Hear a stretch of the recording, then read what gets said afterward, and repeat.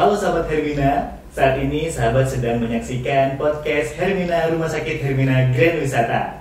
Saat ini di hadapan saya sudah ada narasumber yang sangat luar biasa, yaitu Dr. Astrid, spesialis penyakit syaraf. Selamat pagi dokter. Pagi. Oke, apa kabar dokter? Baik, ya, sehat. Dokter. Oh ya dokter, sehubungan dengan tema yang saat ini kita angkat, yaitu adalah tentang stroke dok. Hal yang pertama kali terlintas nih di pikiran saya yaitu adalah kelemahan sisi di antara sebelah kiri atau kanan ya dokter ya. Kemudian adanya sampai risiko kematian, ngeri banget ya dokter ya. Itu. Nah, sahabat Hermina, terus saksikan podcast kita nih dari awal sampai akhir karena informasi yang kita bahas tuh penting banget. Gitu. Tapi sebelum lebih dalam lagi dokter, saya ingin bertanya nih, sebenarnya apa sih stroke itu dan apa penyebabnya dok? Oke. Sebenarnya stroke itu saya secara bahasa awam ya. Jadi stroke itu adalah berkurangnya aliran darah ke otak ataupun pecahnya pembuluh darah di otak. Nah, penyebabnya sendiri sebenarnya adalah ada dua faktor. Faktor yang dimodifikasi dan faktor yang tidak dapat dimodifikasi. Misalkan yang dapat dimodifikasi biasanya lebih ke gaya hidup. Misalkan pola makan, kemudian darah tinggi, gula, kebiasaan berolahraga, kebiasaan merokok. Kemudian yang tidak bisa dimodifikasi salah satunya adalah jenis kelamin, usia, kemudian ras itu. Nah, memang benar stroke sendiri bisa menyebabkan kematian jika tidak ditanganin secara cepat gitu. Dan sebenarnya stroke sendiri itu sebenarnya bisa kita cegah gitu dengan mengetahui faktor resiko yang kita punya. Nah dok, ternyata kita udah terkena stroke nih atau ada keluarga yang kena stroke, itu gimana sih dok cara penanganannya dok? Yang pasti pertama, jika terjadi stroke kita harus waspada. Masyarakat sih sekarang ini udah lebih tahu ya tentang gejala stroke, beda sama dulu. Kalau dulu biasanya kalau stroke mereka akan menunggu ini datang, menunggu anaknya datang, menunggu tetangga datang. Tapi kalau sekarang biasanya mereka udah tahu, oh ini stroke nih, mereka akan langsung bawa ke rumah sakit. Nah yang paling penting itu adalah kecepatan membawa ke rumah sakit, karena setiap menit itu untuk otak itu sangat berharga gitu. Jadi jangan sampai terlambat. Karena begitu terlambat ya tadi, kerusakan otak yang luas bisa terjadi sehingga kecacatan yang lebih sulit disembuhkan bisa terjadi, bahkan kematian gitu. Itu ya dokter. Nah dok, ini saya pernah punya nih tetangga ada yang kena stroke dok, dan sampai itu harus dioperasi. Apakah semua stroke penanganannya akan dioperasi dok? Oke, jadi stroke itu sebenarnya ada dua ya, stroke penyumbatan dan stroke perdarahan. Pada stroke sumbatan itu ada yang memang perlu dioperasi ataupun sekarang saat ini dilakukan tindakan intervensi untuk melihat sumbatannya seberapa jauh atau biasa kita kenal dengan DSA untuk saat ini. Nah yang kedua stroke perdarahan. Stroke perdarahan pun itu biasanya ada indikasi untuk dilakukan operasi atau tidak. Misalkan salah satu indikasinya, misalkan dia perdarahannya di atas 30 cc. Tapi kalau di bawah 30 cc biasanya tidak dilakukan operasi. Gitu. Berarti yang tidak perdarahan tidak operasi, simpelnya gitu dok ya. Kemudian yang perdarahan dilakukan operasi. Nah dokter, dari tadi yang resiko dokter sudah sebutkan, kira-kira resiko mana yang ke arah perdarahan dan yang tidak perdarahan dokter? Sebenarnya sih kalau untuk faktor resiko dua-duanya sama ya, dua-duanya sama. Tapi memang banyak kasus di mana biasanya stroke perdarahan itu biasanya disebabkan paling tinggi adalah hipertensi. Saya gitu. Jadi tapi sebenarnya bukan berarti semua hipertensi menyebabkan stroke perdarahan, enggak juga, karena bisa juga menyebabkan stroke sumbatan. Iya. Oke. Nah dokter, ini kan sering mungkin masyarakat awam juga agak ragu-ragu atau bagaimana karena kan tidak bisa menilai kegawat daruratan di rumah ya dokter. Pada saat terjadi serangan stroke dok, biasanya gejala yang paling khas itu apa dokter? Oke, yang paling masyarakat biasanya perlu tahu itu ada namanya FAS. F itu adalah face atau wajahnya miring, misalkan mulutnya mencong gitu. Kemudian A itu arm atau ada kelemahan sesisi, tiba-tiba dia lumpuh. Kemudian S biasanya adalah speech atau bicaranya sulit, bicaranya tiba-tiba pelo atau cadel gitu. Nah tapi memang ada juga yang mulut mencong itu bukan stroke, gitu. Kita masih bisa didiagnosa banding dengan Bell's palsy salah satunya. Nah, kadang masyarakat juga suka ketuker nih, datang saya stroke nih, ternyata itu bukan stroke sebenarnya tapi Bell's palsy. Jadi sebaiknya memang kalau seperti itu ya jangan berasumsi sendiri, bahwa segera ke dokter gitu. Gitu ya dokter ya. Jadi buat sahabat Firmina nih, nggak boleh kita asal narik kesimpulan oh ini bukan stroke atau stroke gitu ya Iya, dokter ya. betul. Dan rata-rata dok, stroke itu sebenarnya bisa nggak sih dirawat jalan aja atau harus dirawat inap? Oke, pada fase akut atau fase serangan baru ya, onsetnya baru, biasanya itu sebaiknya dilakukan perawatan gitu. Nah, apalagi baru terjadi. Nah, kata kunci dari stroke itu adalah selalu tiba-tiba ya, kejadiannya selalu tiba-tiba.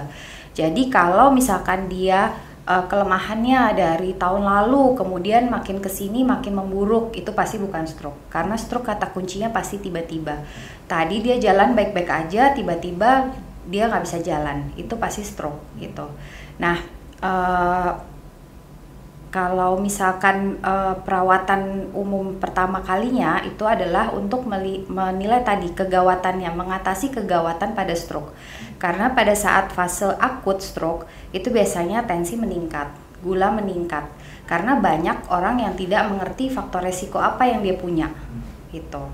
Nah, jadi tujuannya perawatan pada saat fase baru atau onset baru terjadi itu adalah untuk mengatasi kegawatan yang terjadi pada pasien gitu. Jadi tetap harus dilakukan rawat inap ya, iya, betul. Gitu.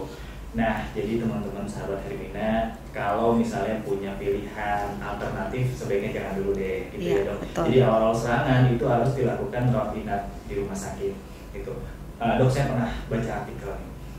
Mitos atau fakta sih dok, kalau seandainya stroke itu keturunan dari orang tua atau dari kakek nenek seperti itu dok? Oke, sebenarnya kalau stroke itu sendiri bukan keturunan, tapi faktor resikonya yang diturunkan. Tapi sebenarnya contoh nih, orang tua punya hipertensi, si anak pasti hipertensi nggak? Ya nggak juga, tergantung dengan pola hidup si anak. Kalau dia pola hidupnya baik, dia olahraga rajin, menjaga makan dengan baik, ya dia nggak akan hipertensi. Tapi memang dia punya setiap hipertensi, gula, pasti punya faktor resiko yang tinggi untuk menurun ke anak. Tapi belum tentu juga kembali ke pola hidup. Itu sih.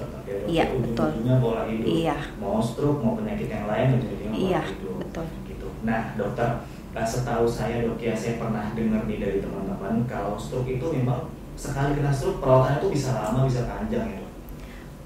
Perawatan pasca stroke maksudnya. Betul, pasca stroke. Perawatan pasca stroke biasanya pada stroke itu kan terjadi pertama pasti ada kecacatan. Misalkan pada orang yang lumpuh ya. Nah, memang setelah selama perawatan dari fase akut yang tadi saya bilang sampai setelah perawatan biasanya akan kita lakukan rehabilitasi medik. Gitu ya, rehabilitasi. Kita harus berkolaborasi dengan iya, yang betul, lain, ya, betul. Jadi rehabilitasi medik itu adalah suatu fisioterapi untuk melatih, sebenarnya targetnya adalah pasien stroke kembali mandiri. Jadi artinya dia tidak bergantung sama orang lain terus, semua dibantu dari aktivitas dia sehari-hari, misalnya makan, ke kamar mandi, berjalan, semua full dibantu. Nah, targetnya adalah membuat pasien stroke bisa hidup seperti dulu walaupun dengan keterbatasan. Iya, betul. Ya, dan tetap bisa mandiri, iya, betul. Melakukan kegiatan-kegiatan simpel iya. Ya dokter. Oke, selanjutnya dok, saya pernah dengar nih dok, kalau misalnya stroke itu memang satu penyakit pembunuh terbanyak juga nggak sih di Indonesia gitu selain jantung gitu dok? Iya, betul. Betul ya dokter. Iya. Dan tadi dokter juga sempat bilang faktor apa tadi ya? Ada laki-laki dan perempuan tuh dok. Nah, itu lebih banyak mana dok? Antara laki-laki atau perempuan? Sebenarnya sih kalau dari data lebih banyak laki-laki. Oh gitu. Iya. Lebih banyak laki-laki. Laki-laki. Tapi kalau dari segi medis itu kenapa ya? Tingkat stres mungkin atau mungkin bisa tingkat stres, kebiasaan mungkin pada laki-laki yang banyak yang merokok, laki-laki lebih banyak daripada perempuan. Kemudian laki-laki lebih tidak aware terhadap badannya sendiri. Jadi tensi dia jarang rajin mengecek tensi misalkan. Kalau perempuan kan rata-rata biasanya lebih banyak yang lebih waspada terhadap dirinya sendiri. gitu. Tapi kalau saya lihat juga saat ini sebenarnya sih masyarakat makin ngerti ya pola hidup sehat. Mereka makin sadar, makin tahu bahwa olahraga penting, menjaga makan penting gitu. Gitu sih. Ya sebenarnya karena semua informasi sekarang udah tersedia ya dokter Iya, ya. betul. Tinggal kita mau apa enggak nih, mau baca atau kayak sekarang nih nonton podcast kita, Hermina Podcast. Jadi buat teman-teman yang kekurangan informasi kesehatan, mau nambah lagi, tonton terus ya dokter Iya, ya. betul. Dan tahu nggak sih teman-teman kalau dokter Astrid ini sudah bergabung di Hermina sejak 2013 ya? Iya, betul. Udah lama banget, jadi pasien udah banyak banget di sini. Selain menangani pasien stroke, dokter juga menangani pasien-pasien gangguan saraf lainnya dokter ya. Betul. Yang paling ringan apa sih dok kalau di bawah itu dok? Penyakit saraf sih nggak ada yang ringan ya, semua berat ya. Berat semua. Tapi ya salah satu contohnya misalnya sakit kepala, kemudian vertigo, sakit pinggang. Ada beberapa yang gangguan otot misalnya autoimun, myasthenia gravis, Guillain-Barré syndrome gitu. Itu sih salah satu. Jadi paling yang bisa pada saat datang ke poli itu kayak sakit kepala, sakit pinggang gitu ya dokter. Jadi kalau sahabat Hermina nih punya permasalahan tentang persyaratan, entah itu sakit kepala, seringan-ringannya misalnya dok ya, sahabat bisa datang ke rumah sakit Hermina buat appointment sama dokter Astrid, konsultasi. Karena dokter Astrid tuh jadwalnya di Hermina udah udah hampir setiap hari ya dokter ya. Senin sampai Sabtu udah ada gitu. Waktunya tinggal dipilih mau yang jam berapa. Daftarnya gampang banget ya dok ya, cuma tinggal download aplikasi mobile apps Halo Hermina. Atau kalau misalnya sempetin mampir nih ke rumah sakit Hermina Grand Wisata, tinggal daftar aja, bikin appointment ke dokter Astrid gitu ya dokter ya. Oke, dokter Astrid informasinya luar biasa banget ya, sebagai podcast perdana nih di rumah sakit Hermina GW, luar biasa banget. Nanti kita ngobrol-ngobrol lagi dokter ya, dengan tema yang mungkin nggak kalah menarik sama tema yang sekarang gitu. Kemudian buat sahabat Hermina, jangan lupa terus ikuti tiap episodenya Hermina Podcast, Hermina Grand Wisata, supaya gak ketinggalan informasi-informasi kesehatan lainnya. Oke, kalau gitu dokter terima kasih dokter. Sama-sama. Saya Edi pamit undur dan sampai jumpa sahabat Hermina di podcast berikutnya. Terima kasih.